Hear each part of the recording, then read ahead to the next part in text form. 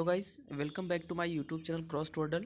और दोस्तों, आपका स्वागत है एक नई वीडियो में जिसमें हम अपना पेपर डिस्कशन कंटिन्यू करेंगे जो आपका हुआ था नीलिट साइंटिस्ट बी की पोस्ट के लिए जुलाई 2017 में। तो उसका हमने अब तक चैनल पे 2 वीडियोस डाल रखी हैं जिसमें हमने आपके जो टेक्निकल क्वेश्चन हुए थे वो सारे डिस्कस किए। अब आज के जो आगे क्वेश्चन बचे हुए सारे इस वीडियो में डिस्कस किए जाएंगे। तो चलिए आइए स्टार्ट करते हैं।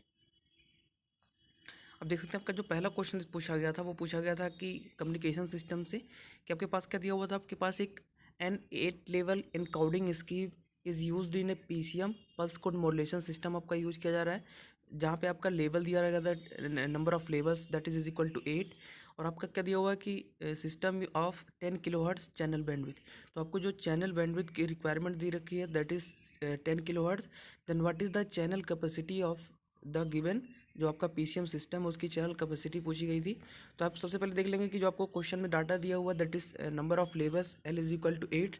यहाँ से आपको क्या मिल जाएगा, L is equal to 8 is equal to 2 to the power N, that means N is equal to number of bits that is आपको मिल जाएगी N is equal to 3 bits. साथ ही साथ आपको बैंडविड्थ क्वेश्चन में दे रखी है 10 किलोहर्ट्ज़ और आपकी जो चैनल कैपेसिटी हो जाएगी that is 2 into N into F S. ठीक है, एफ एस की वैल्यू दैट मीन्स बैंडविड्थ की value 10 kilohertz, 2 into 3 that means N number of bits is equal to 3।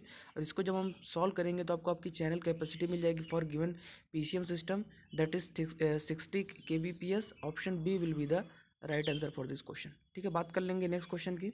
अगला क्वेश्चन क्या दिया हुआ था, for static electric and magnetic fields in homogeneous source free medium which of the following जो आपकी equations हैं represent the correct form of Maxwell's equation. तो आपको मैक्सवेल इक्वेशन पूछी गई थी for static electric and magnetic field for homogeneous source free medium के लिए। तो जो आपकी इक्वेशंस हो जाएंगी फॉर इलेक्ट्रिक फील्ड के लिए that is del cross E is equal to 0, या फिर हम बोल सकते हैं जो आपकी फील्ड होगी वो आपका इरोटेशनल फील्ड होगी। And the second equation is del dot B is equal to 0, that means the field is given is solenoidal field. तो ऑप्शन यहाँ पे आपका सही हो जाएगा, option D will be the right answer for this question. कि आपकी जो मैक्सवेल्स इक्वेशन हो जाएंगी for homogeneous source free medium के लिए that is del cross is equal to 0 and del dot B is equal to 0। ठीक है, बात कर लेते हैं नेक्स्ट क्वेश्चन की। अगला क्वेश्चन आपका इंजीनियरिंग मैथमेटिक्स से पूछा गया था कि rank of the matrix given below is. तो आपके पास एक 4x3 की मैट्रिक्स दे रखी थी इन्होंने। ठीक है, 4x3 की मैट्रिक्स दे रखी थी। आपको क्या फाइंड आउट करना था कि जबकि गिवन मैट्रिक्स है उसकी रैंक पूछी गई थी। तो आपकी जो मैट्रिक्स दी गई है दैट इज़ 4x3 की मैट्रिक्स है।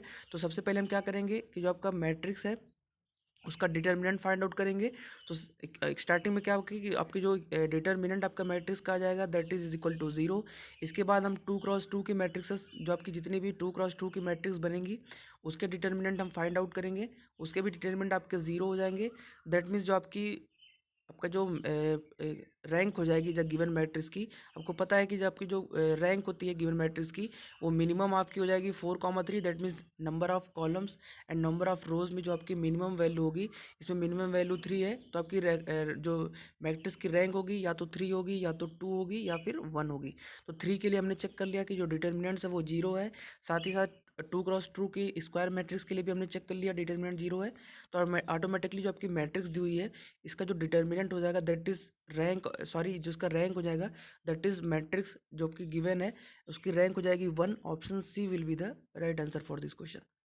चलिए बात कर लेते हैं नेक्स्ट क्वेश्चन की। अगला क्वेश्चन आपका दिया हुआ था डिजिटल इलेक्ट्रॉनिक्स से कि the resolution of a 4 bit counting A DC is 0.5 volts for an analogue input of 6.6 volt the digital output of the analogue to digital converter. तो इसमें सबसे पहले क्या देखना है आपको, एक काउंटिंग एडीसी सिस्टम दिया हुआ है। इसके लिए सबसे पहले हम वी मैक्सिमम फाइंड आउट कर लेंगे that is V maximum is equal to resolution into 2 to the power N where N is equal to number of bits जो आपको क्वेश्चन में 4 दे रखी है। यहाँ से आपको क्या मिल जाएगा कि जो आपकी मैक्सिमम रेंज हो जाएगी एनालॉग टू डिजिटल कन्वर्टर की वो आपकी मिल जाएगी V maximum is equal to 0.5 into 16 that is equal to 8 volt. अब आपको क्या करना है कि 0 से लेके 8 वोल्ट को 0.5 के स्टेप्स में डिवाइड करना है। That means each bit is represented by 0.5 volt, that means 0 is represented by 0.5 and the 1 is represented by 1 volt, 2 is represented by 1.5। Then फिर आपका जो स्टेप साइज है वो आपको हो जाएगी 0.5 वोल्ट। और क्वेश्चन में आपका इनपुट वोल्टेज के लिए दैट मीन्स जो आपका इनपुट वोल्टेज दिया गया था दैट इज 6.6 वोल्ट। इसके लिए आपको डिजिटल आउटपुट जो आपका मिल जाएगा दैट इज 110। ठीक है, 1 triple time 1 1 time 0। Option D will be the right answer for this question. ठीक है, चलिए बात कर लेते हैं नेक्स्ट क्वेश्चन की। अगला क्वेश्चन आपका डिजिटल सिग्नल सिस्टम से पूछा गया था कि the 4 point discrete Fourier transform DFT पूछा गया था, वेयर सीक्वेंस आपको जो दे रखा था डिस्क्रीट सीक्वेंस दैट इज 1023। तो इससे रिलेटेड मैंने जो आपके जो पिछला पेपर डिस्कस किया था उसमें भी इस तरीके के क्वेश्चन पूछा गया था। तो कभी भी अगर आपको 4 पॉइंट डीएफटी से क्वेश्चन पूछा जाता है और आपको सीक्वेंस क्वेश्चन में दिया हुआ है, जैसे यहाँ पे दिया है 1023, तो आपको 4 पॉइंट डीएफटी मैट्रिक्स ध्यान में रखनी है। उसके बाद मैट्रिक्स मल्टीप्लिकेशन कर देंगे तो आपका रिजल्ट आपको मिल जाएगा और आपके जो पॉइंट्स आ जाएंगे that is 6 -1 + 3j 0 and -1 -1 -3j। That means आपका जो ऑप्शन डी है वो आपका इस क्वेश्चन के लिए सही हो जाएगा। बात करते हैं नेक्स्ट क्वेश्चन का। नेक्स्ट क्वेश्चन आपसे पूछा गया था कम्युनिकेशन सिस्टम से कि the distance between target and radar is reduce to half, then what is the power received is. तो क्वेश्चन आपसे पूछा गया था रडार कम्युनिकेशन से कि आपके जो टारगेट और रडार के बीच का जो डिस्टेंस है उसको रिड्यूस कर दिया जा रहा है भाई by half times, then what is the effect on the power received. तो पावर रिसीव्ड और जो आपकी जो डिस्टेंस होती है बिटवीन टारगेट एंड रडार, इसके बीच का जो आपका रिलेशन होता है that is received power is inversely proportional to the 1 to the inversely proportional to the जो आपकी डिस्टेंस है दोनों के बीच की उसकी पावर 4।